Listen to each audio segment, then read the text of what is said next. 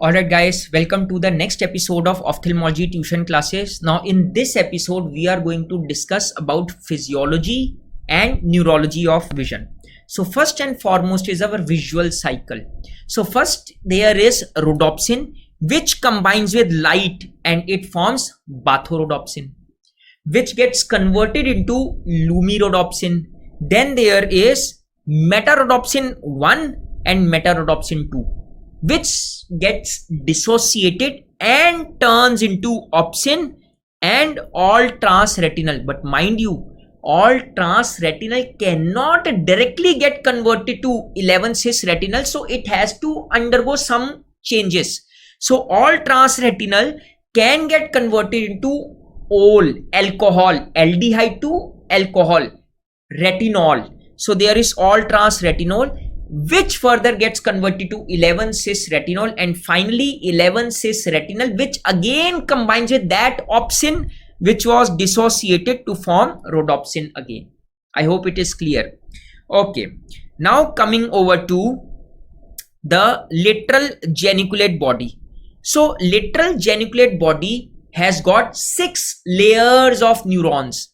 So one is your magnocellular neurons, which receives magnocellular pathway. Then there are parvocellular neurons which receive parvocellular pathway. Now magnocellular neurons, they are at layer 1 and layer 2. The purpose is that these neurons interpret movement, gross depth and flickers. Flickers is small changes in the intensity of light.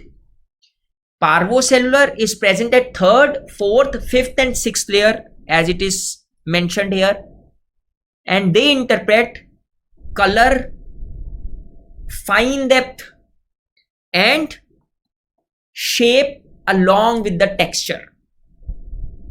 And these cells are X cells, while magno are Y ganglion cells.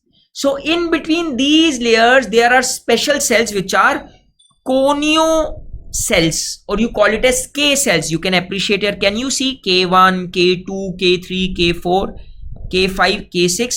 So these interlaminar cells, they interpret short wavelength blue cones. Got it? So this is about the basic structure of lateral geniculate body.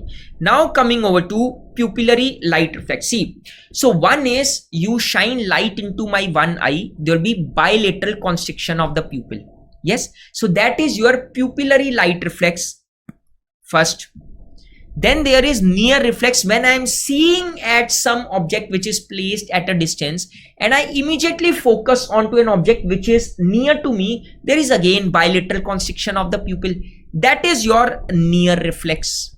And third is due to increased sympathetic activity in the body, like when you get frightened, yes, any psychic or sensory stimuli, there is dilatation of the pupil. That is your psychosensory reflex.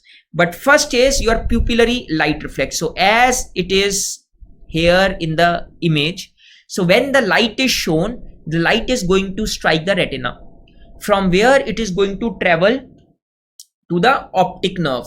Now you are standing at the back of this eye, this is your right eye. So you divide the retina into two halves. This is nasal half, this is temporal half.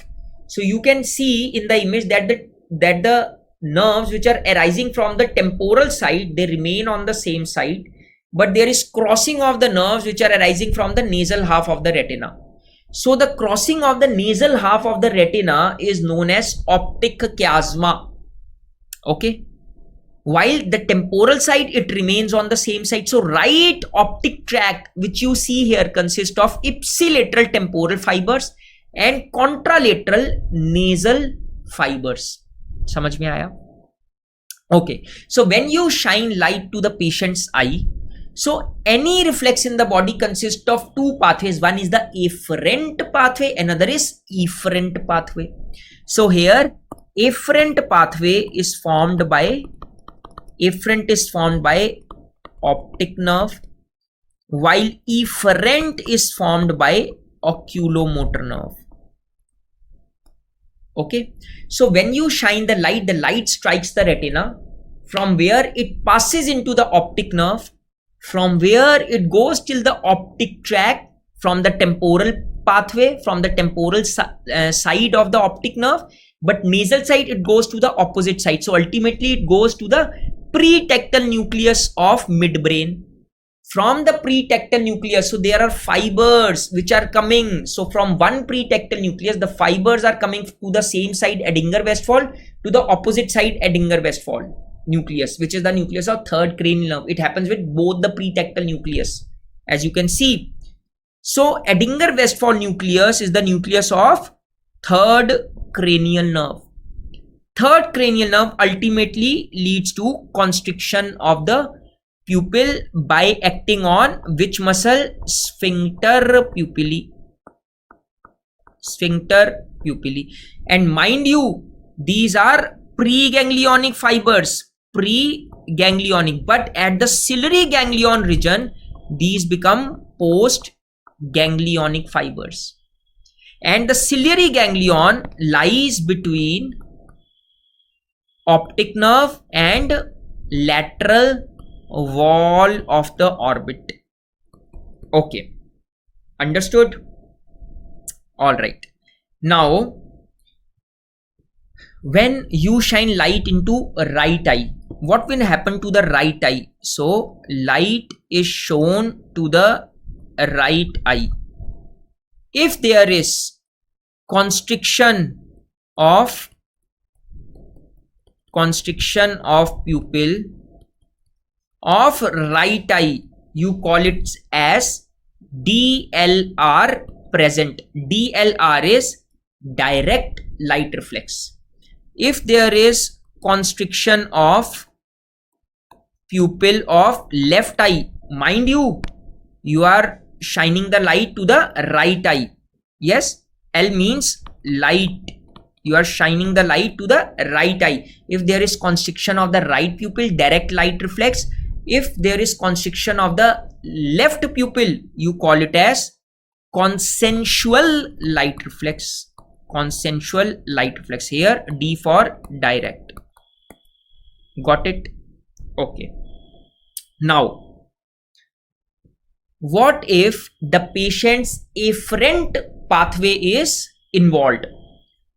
So let's discuss one clinical application. You must have seen in your ward postings that you always check out for pupil. Why do you check? You are actually checking the pupillary light reflex pathway. Yes. So there is one clinical application. So when light is shown to right eye, ideally what will happen?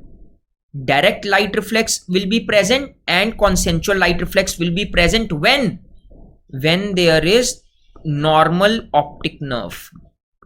So normal optic nerve of right eye. Okay. What if there is right optic nerve lesion?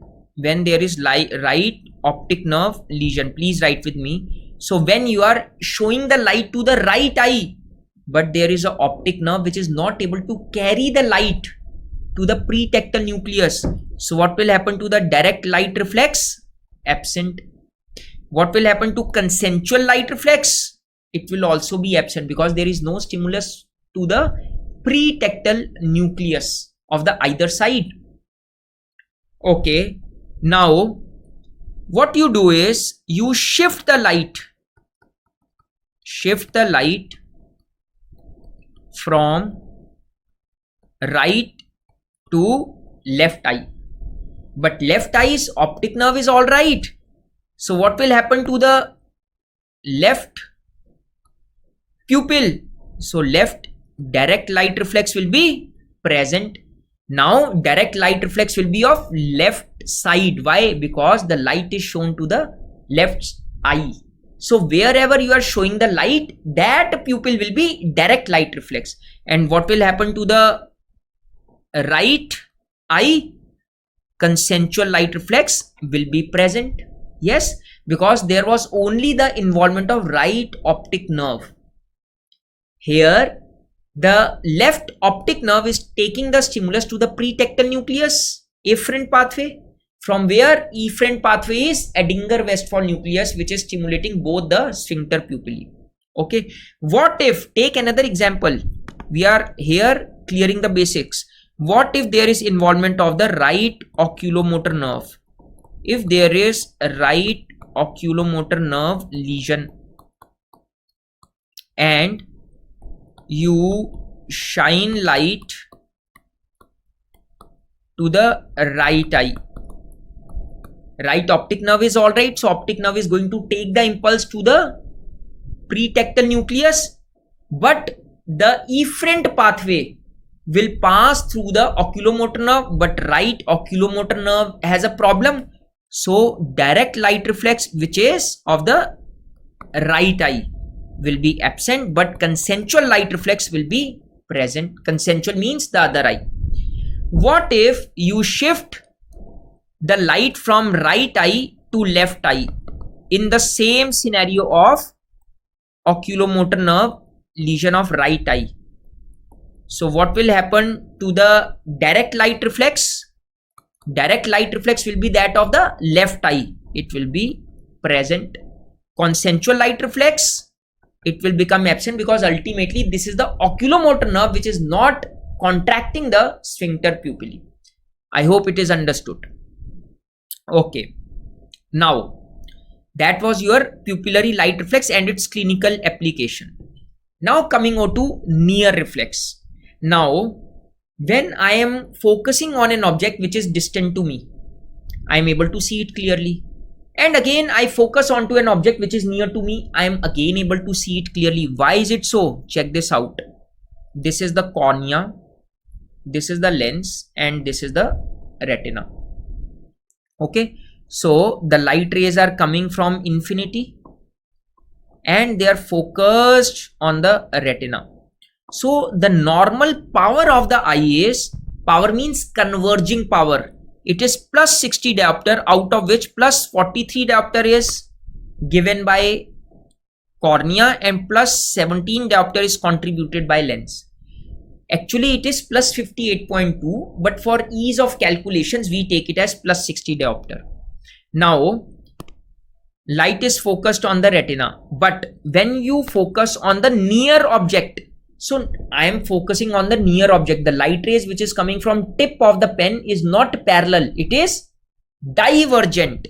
It is divergent. Now you tell me, it will be easy for the eye to make the parallel light rays converge, or it will be easy for the eye to make divergent light rays to converge? Parallel na, because for divergent, first the divergent light rays will have to be made parallel, then the eye can converge it. So in this quest there is more power which is required. Ideally with this 60 diopter of the power, the light ray will focus posterior to the retina.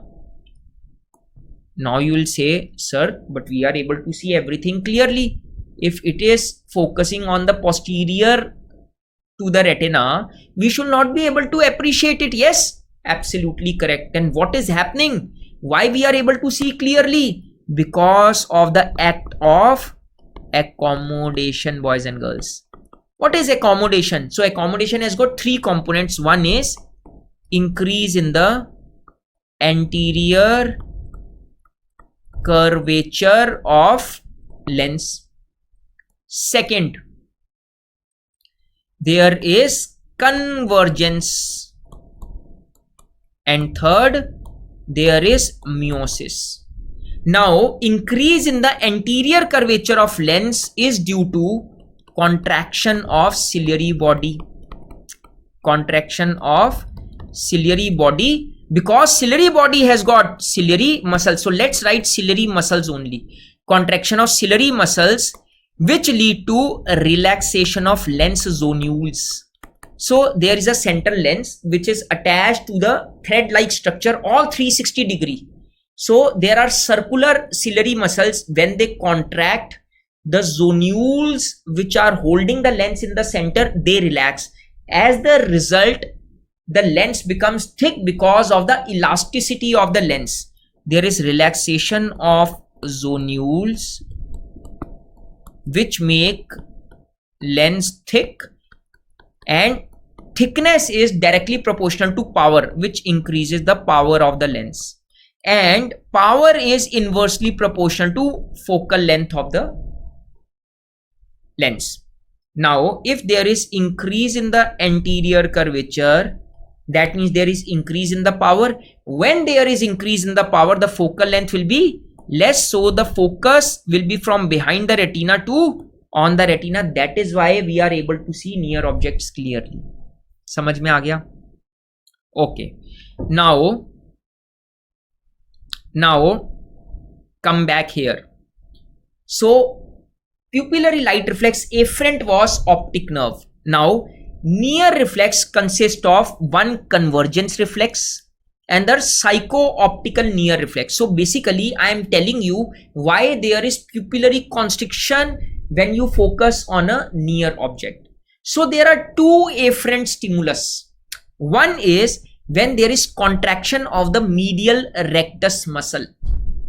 So you can appreciate there is contraction of the medial rectus muscle, which will send the impulse of afferent and it will pass through the mesencephalic root of trigeminal nerve, from where it will go to the pontine center, from where it will come to the Edinger-Westphal nucleus and again go back and cause constriction of the pupil. This is one pathway. The second pathway of near reflex is nothing but the optic nerve. So when I am focusing here, one, medial rectus is contracting. Second is I am seeing this object. Now the stimulus which my retina is receiving from the near object is your second impulse. So you can appreciate that this is your optic nerve. This is your optic nerve which is receiving the stimulus, and this is going through the lateral geniculate body, which is going through the parastriate area of the cortex. You can appreciate striate and parastriate area of the cortex, and which will eventually go to again Edinger-Westphal nucleus and will cause pupillary constriction. Is it understandable? That is why the remaining two components are convergence and meiosis. That is why the convergence and meiosis are interlinked. I hope it is well understood now. And the effector organ here is again sphincter pupillae. Sphincter pupillae. So I told you about three reflexes. One is your pupillary light reflex, then near reflex, third is psycho-sensory reflex. Okay, now I am going to show you one patient and I hope that you will be able to at least tell me a little bit about it. So check out this patient and tell me which nerve is involved in which eye. Please focus and let me know. You have understood about consensual reflex, direct light reflex. What will happen if optic nerve is involved? What will happen if oculomotor nerve is involved? Check this out. So in other words, in right eye, direct light reflex is present. Okay.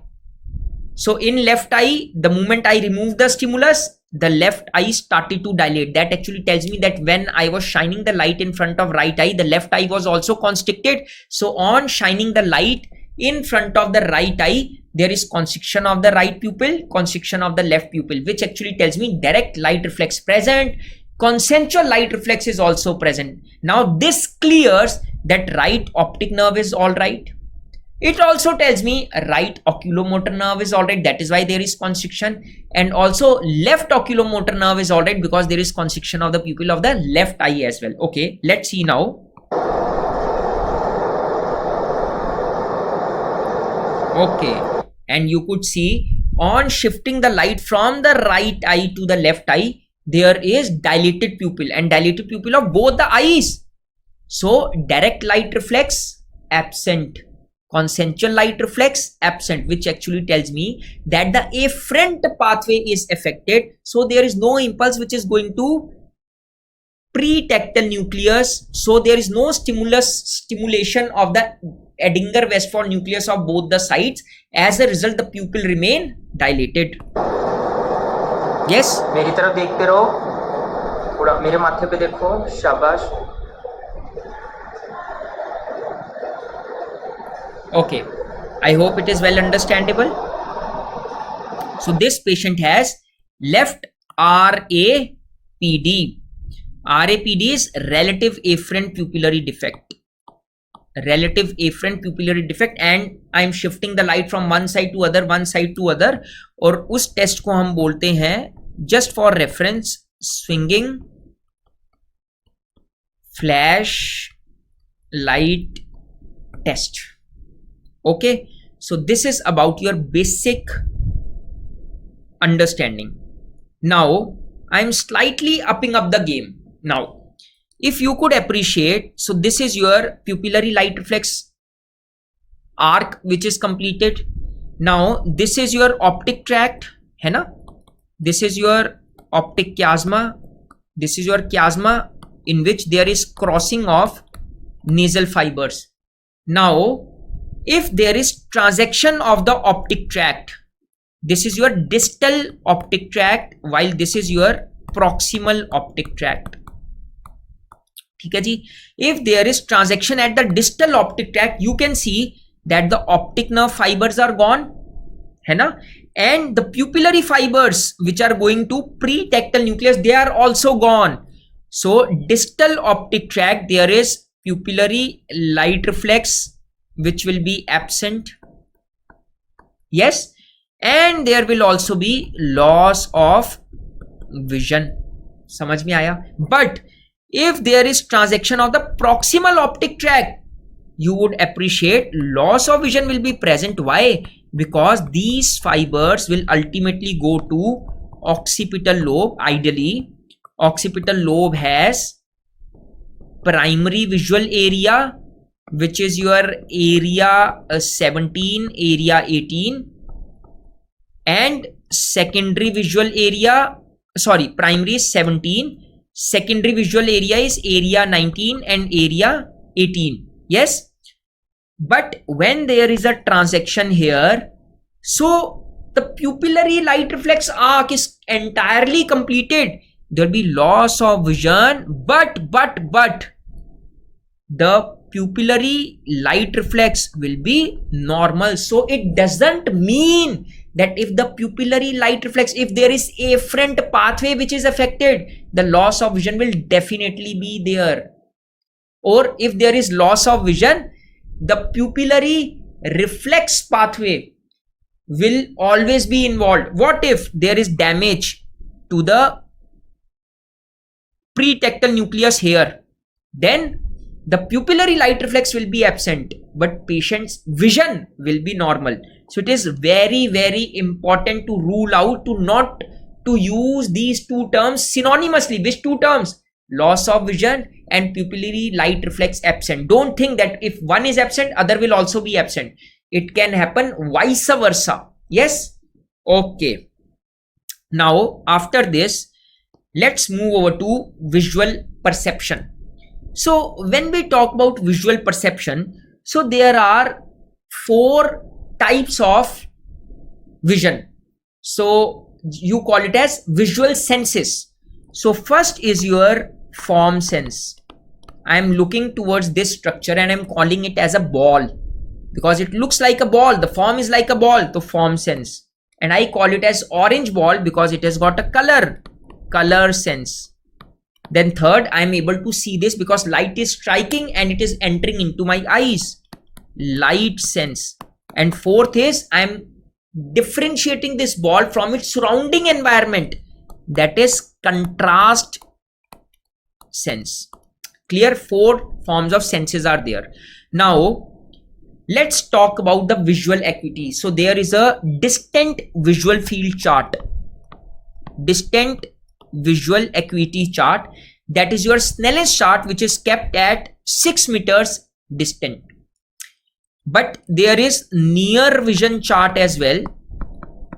There are different near vision charts. One is again Snellen's chart, but all you know is Jaggers chart.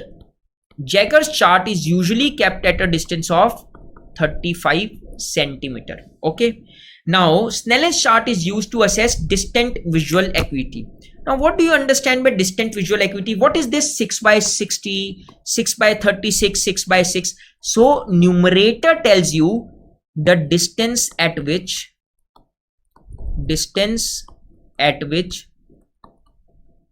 patient is standing, while denominator tells you the distance at which normal person can stand and read this same letter. Okay. Now, if I ask the patient to read the topmost letter on the Snellen's chart and he is able to read it from a distance of 6 meters, which is the normal distance at which you ask the patient to stand. So the patient's visual acuity will be 6 by 60. What does that mean technically? It means that I am able to see the topmost letter on the Snellen's chart from a distance of 6 meters, which a normal person can read from a distance of 60 meters. What do you understand by 6 by 18? So we have got 6 by 60, 36, 24, 18, 12, 9 and 6. 6 by 18 means I am reading the 6 by 18 letter from a distance of 6 meters, which a normal person can read from a distance of 18 meters. It actually tells me more is the denominator, less is the vision of the patient. Got it? Okay. So now, after having done this, let me increase the difficulty level to a little more bit, because this is very important. These are hardcore concepts. That is why the name is tuition classes. So I want all of you to form the crystal clear concepts. If you have ever missed your ophthalmology ever, if you have ever missed your clinicals ever, if you have ever missed even your physiology in first prof, don't worry, I am here for you. Okay. Now, what is MAR? MAR is minimal angle of resolution. Now, minimal angle of resolution, you close your one eye and two objects are there. Now, minimal angle of resolution is that angle which is formed by these two subjects on my eye.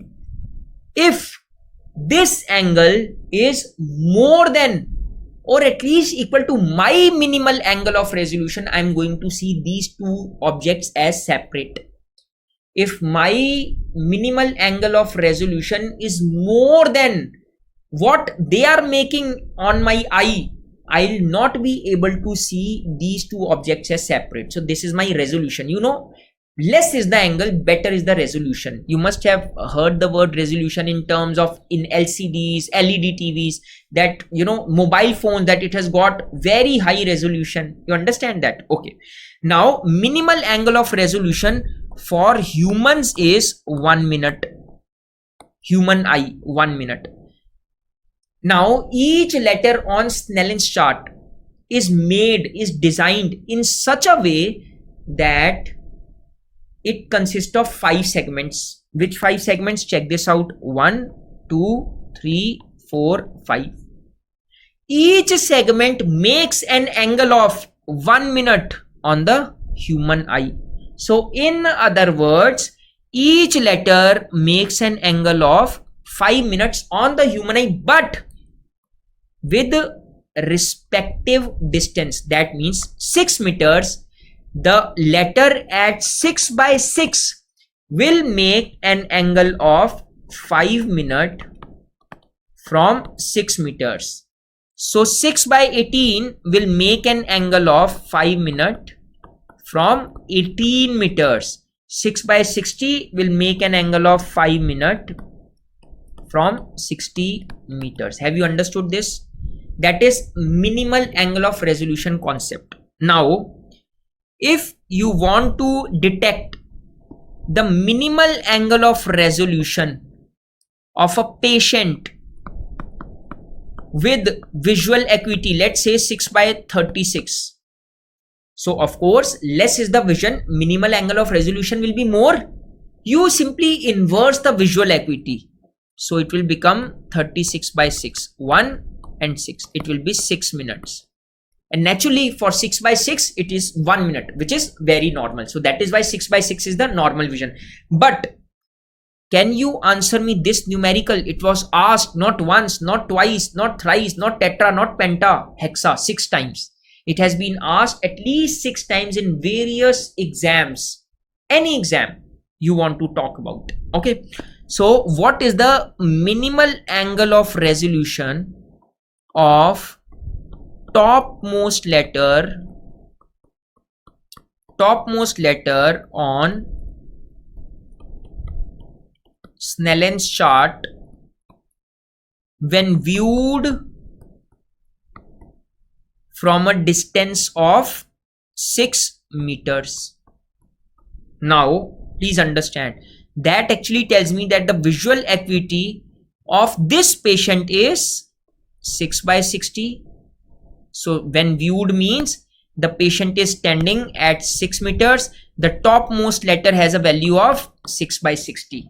It should be seen from a distance of 60 meters. It should be read by a normal person. So minimal angle of resolution. So they have asked what will be the angle which will be made by this. So I told you minimal angle of resolution of this patient will be simple 60 by 6, 1 and 10 minutes. Clear? But if I step up the game a little bit, if I may ask you, what is the angle which will be projected by topmost letter on the Snellen's chart into the eye of the person who is standing at a distance of 6 meters? So you know each letter consists of 5 segments. Of course, one segment create an angle of 1 minute, but each letter consists of 5 segments. So 10 into 5, the each letter means the topmost letter is going to make an angle of 50 minutes. That is the answer. Got it? Okay. All right. Now you can, what I want to tell you is, so whatever I have told you is already written. Now I want to tell you how visual acuity is tested. So I asked the patient to stand at a distance of 6 meters and start reading. Suppose the patient stops at 6 by 36. So I'll document the vision as 6 by 36. Unaided, not aided, unaided. Okay. And next I am going to see the vision with the pinhole. What is the purpose of pinhole? Check this out. So this is the cornea. This is the lens. This is the retina. So light rays are coming. Okay. They are focused on the retina. ठीक है जी. Now if the patient is having refractory error, let's say the patient is having myopia, so myopia leads to increase in the axial length. So this is the R1 position, this is R2, increase in the axial length, R2. Okay, so in R2 position the patient will have blurring of the vision. Why there will be blurring of the vision? The same rays, they are going to strike here, this is going to strike here, this is going to go straight, it is going to strike here, it is going to strike here. So you can see that there are multiple focus which are formed on the retina. So it will lead to blurring of the vision. So the patient is not able to read beyond that. Then I'll place a pinhole which has a diameter of 1.2 millimeter. The purpose of pinhole is it is going to cut the peripheral light rays. It will only allow the central light ray to pass. Now since there is cutting of the peripheral light rays, the interference which were caused by the refraction of peripheral light rays is gone. Now only central light ray is left. So it actually tells me if there is improvement on placing the pinhole in front of the eye, that actually tells me that the patient is having a refractory error, because the pinhole is only going to allow the passage of the central light ray and will obstruct the rays which were causing interference. Is it understandable? समझ में आ गया जी? Clear है? That is the purpose of pinhole. You always go for visual acuity unaided and visual acuity with pinhole. ठीक है जी? Okay. Now next is the vision of the patient is, let's suppose, less than 6 by 60. You ask the patient to read the topmost letter. The patient was not able to read. So what you are going to do, you are going to ask the patient to shift by 1 meter. Now when the patient is able to read, you call it as 5 by 60 because numerator tells you the distance at which the patient is standing. Denominator tells you the distance at which the normal person can stand and read it. So 560, 460, 360, 260, you are going to ask the patient to shift by 1 meter, 1 meter, 1 meter, and lastly 160. If the patient is not able to read even from a distance of 1 meter, you ask the patient to sit down. You stand at a distance of 3 feet and you start showing the fingers to the patient. How many fingers are these? How many fingers are these? How many? Don't say, I am showing you 4 fingers. How many fingers are these? The patient will say, wow, 4, Dr. Saab. So like this. So if the patient is not able to tell you the fingers from a distance of 3 feet, shift by 1 feet, 2 feet, finger counting, 1 feet, finger counting close to face. Even after this, the patient is not able to tell you about the fingers. Then you switch over to hand movements. You ask the patient that when he sees moving hand, he needs to tell you. Don't say, I am moving my hand. Are you able to see this? Don't say like that. It can be, false positive. So hand movements. If the patient is able to tell you the moving hand movements, so you'll call it as hand movements present.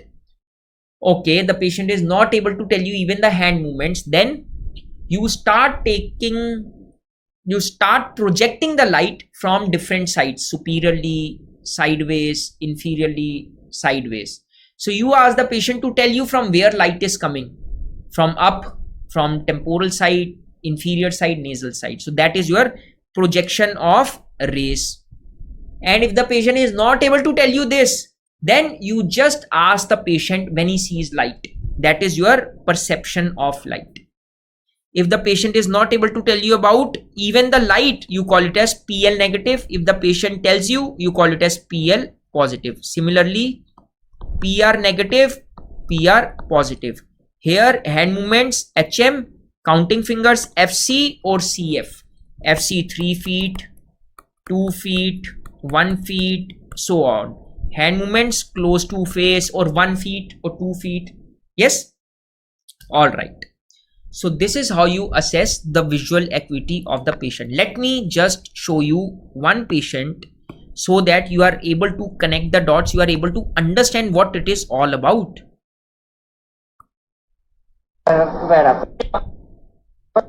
So check out the status of the right eye.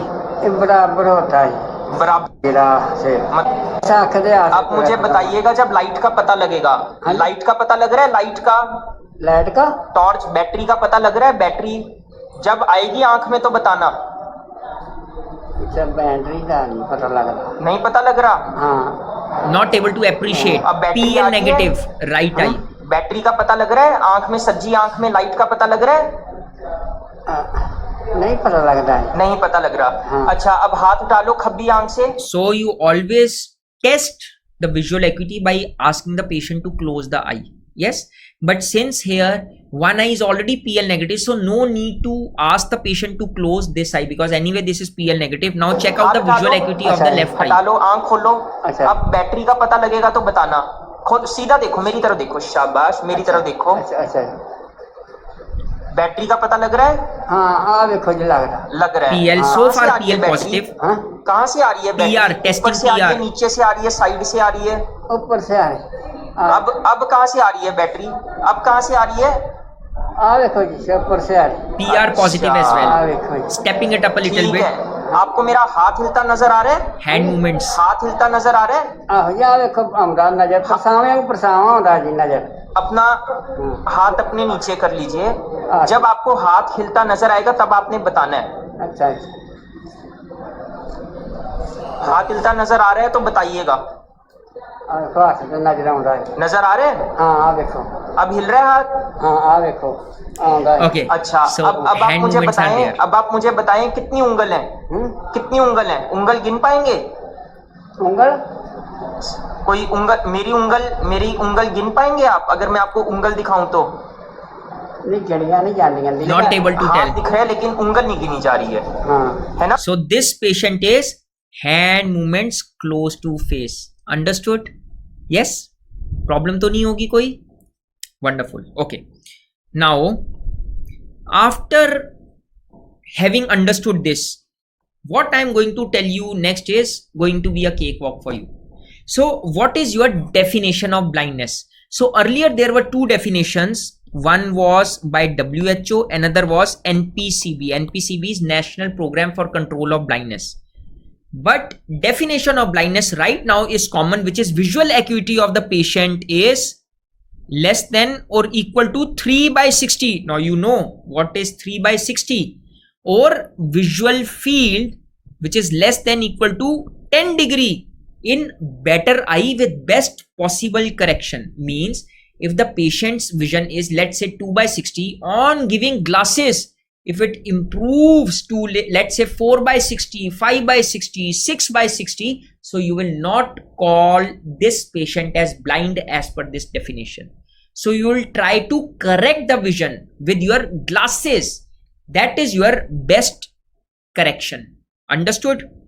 Okay, all right. Now coming over to one important criteria. I'm sure you will understand this. So there is a criteria which says if the patient's vision is 6/18 to 6/60, that is low vision. But if it is less than 6/60 to 3/60, you call it as economic blindness. Why economic blindness? Because this vision will restrict the patient for applying into many jobs. So the patient's job will be very restricted. Okay, so that is your economic blindness. But if the vision is less than 3/60 to 1/60, you call it as social blindness. So the patient will not be able to identify faces, so it will be difficult for the patient to interact socially well. So that is your social blindness. And there is a manifest blindness when the vision is less than 1/60, but when the PL and PR is negative, you call it as absolute blindness. Okay, so this is the criteria for your low vision, economic blindness, social blindness, absolute blindness, and manifest blindness. All right, so this was all about your physiology and neurology of vision, and I hope you enjoyed the video. And yes, do let me know of your feedbacks. I'll be happy to receive them, maybe in the comment section.